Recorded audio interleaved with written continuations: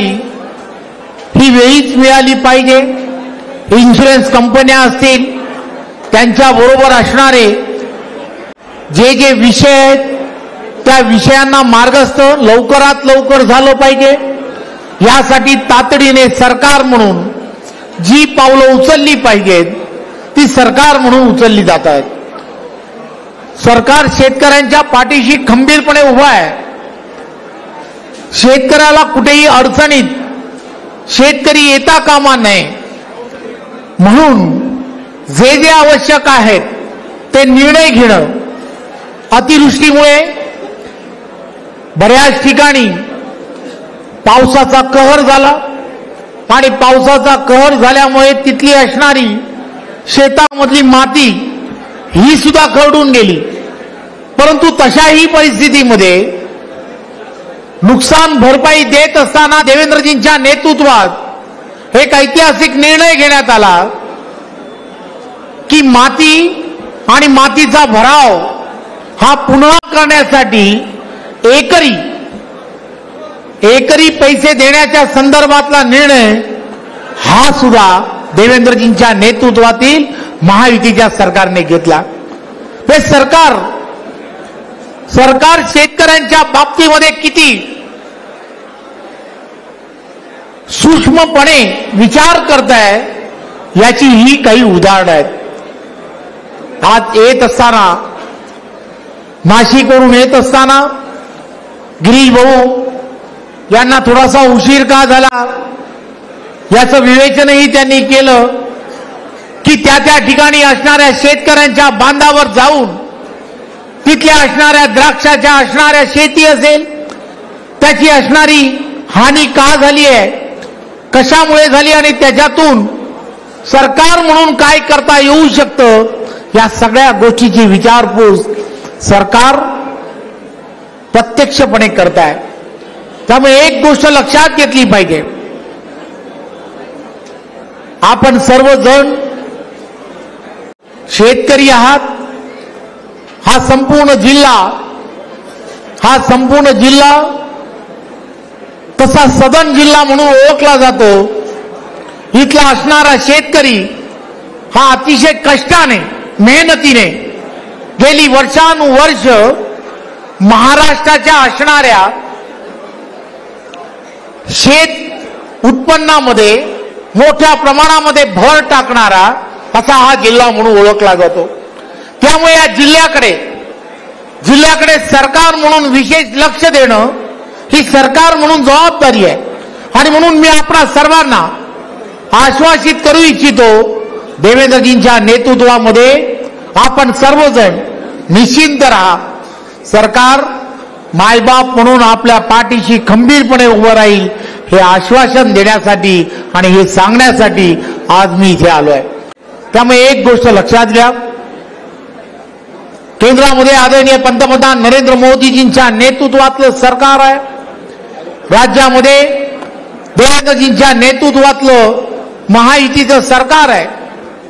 एक गोष्ट लक्षात घेतली पाहिजे की येणाऱ्या काळामध्ये लवकरच करोनाचा जो काळ होता तो तुम्ही आम्ही सर्वांनी पाहिला।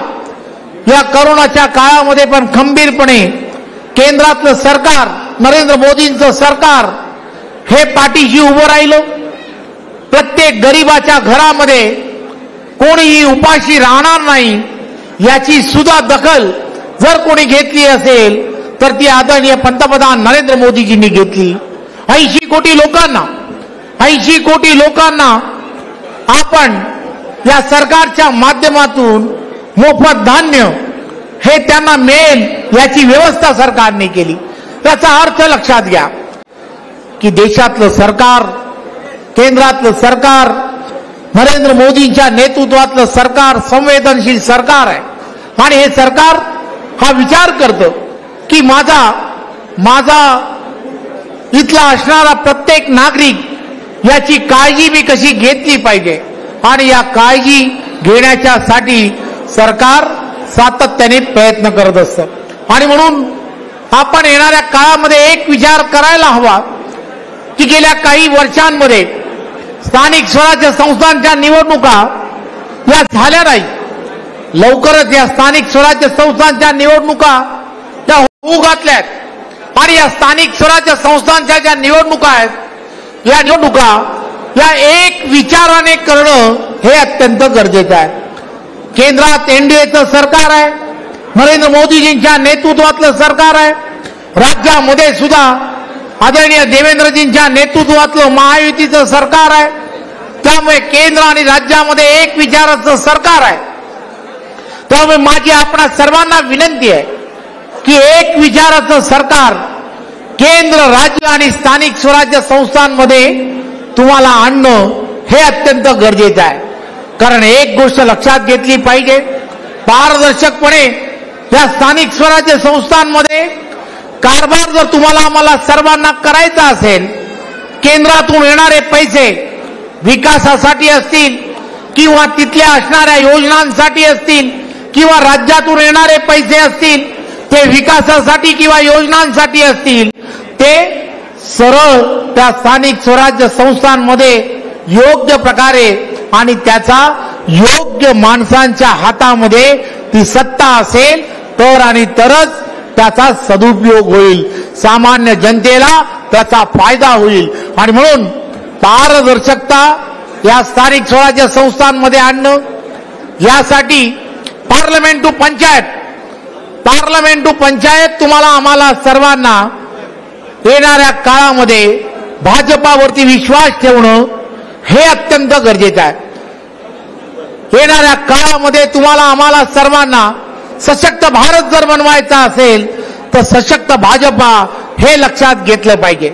आणि म्हणून आज तुम्ही रामदासजी जे पाऊल उचललंय, भारतीय जनता पार्टीमध्ये तुम्ही जो आज प्रवेश केलाय, खऱ्या अर्थाने इथल्या असणाऱ्या नागरिकांना, इथल्या असणाऱ्या तुम्हा बरोबर गेली अनेक वर्ष ज्यांनी विश्वास ठेवलाय त्या सर्वांना न्याय जर द्यायचा असेल तर तुम्हाला या सगळ्या गोष्टी आदरणीय देवेंद्रजींच्या नेतृत्वामध्ये करणं हे अत्यंत गरजेचं होतं.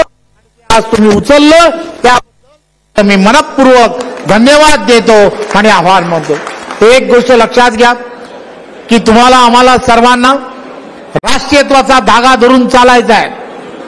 या राष्ट्रीयत्वाचा धागा धरून चालत असताना देशाचं हित, राज्याचं हित हे ज्यावेळेला झोपायचं असेल तर तुम्हाला आम्हाला सर्वांना राष्ट्रीय विचाराच्या असणाऱ्या या विचारसरणीबरोबर राहणं हे अत्यंत गरजेचं आहे. आपण सर्वजण जाणता 7 तारखेला वंदे मातरम या राष्ट्रगानाला 150 वर्ष पूर्ण होत आहेत. हे गीत गात गात असंख्य हजारो अशा स्वातंत्र्य सैनिकांनी आपल्या प्राणाची आहुती दिली. असं हे वंदे मातरम याला 150 वर्ष पूर्ण होत आहेत. आदरणीय पंतप्रधान नरेंद्र मोदीजींनी आपल्याला सर्वांना अशा सूचना केल्या आहेत. हा 150 वर्षाचा हा कार्यक्रम तुम्ही गावागावामध्ये, खेड्याखेड्यामध्ये संपूर्ण वंदे मातरम हे गीत सामान्य जनतेसमोर, विद्यार्थ्यांसमोर हे गाऊन त्या गीताची असणारी त्यावेळीची गरज आणि आजची असणारी राष्ट्रासाठी, अखंड भारत होण्यासाठी आणि हा टिकवण्यासाठी आपल्याला काय करावं लागेल हे सांगणं सुद्धा गरजेचं आहे. मी आपणा सर्वांना येणाऱ्या काळामध्ये आपण सर्वजण स्थानिक स्वराज्य संस्थांना जेव्हा सामोरे जाणार आहात त्यावेळेला पूर्वीचे असणारे भारतीय जनता पार्टीचे कार्यकर्ते असतील, आपण नव्याने आलेले कार्यकर्ते असू, या सर्वांचा एकत्रपणे मेळ घालून तुम्ही आणि आम्ही सर्वांनी मिळून या भागामध्ये कमळ हे जास्तीत जास्त लोकांपर्यंत पोहोचेल यासाठी आपण सर्वांनी मिळून प्रयत्न करूया. धन्यवाद. जय हिंद, जय महाराष्ट्र.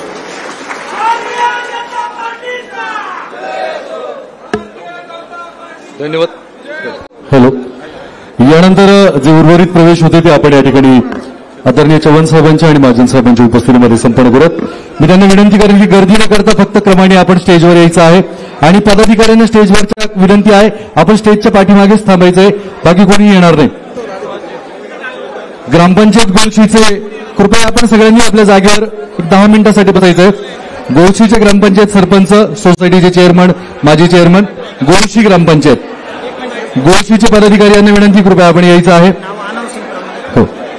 त्यानंतर ट्रम्प यांचं म्हणणं आहे, अमेरिका सुद्धा अण्वस्त्र चाचणी करणार असल्याचं ट्रम्प यांनी म्हटलेलं आहे. तर डोनाल्ड ट्रम्प यांनी अतिशय मोठा दावा केलेला आहे. पाकिस्तानकडून अण्वस्त्र चाचणी सुरू असल्याचं डोनाल्ड ट्रम्प यांचं म्हणणं आहे. पाकिस्तान संदर्भात अतिशय मोठा दावा या ठिकाणी डोनाल्ड ट्रम्प यांनी केला असल्याचं आपल्याला पाहायला मिळतंय. एसआयटी आणि निवृत्त न्यायाधीशांमार्फत प्रकरणाचा तपास व्हावा आणि आरोपींना फाशीची शिक्षा व्हायला पाहिजे. ठिय्या आंदोलनादरम्यान पीडित कुटुंबियांची मागणी, आम्हाला न्याय मिळेल अशी आशा आहे पीडित कुटुंबाची ही प्रतिक्रिया.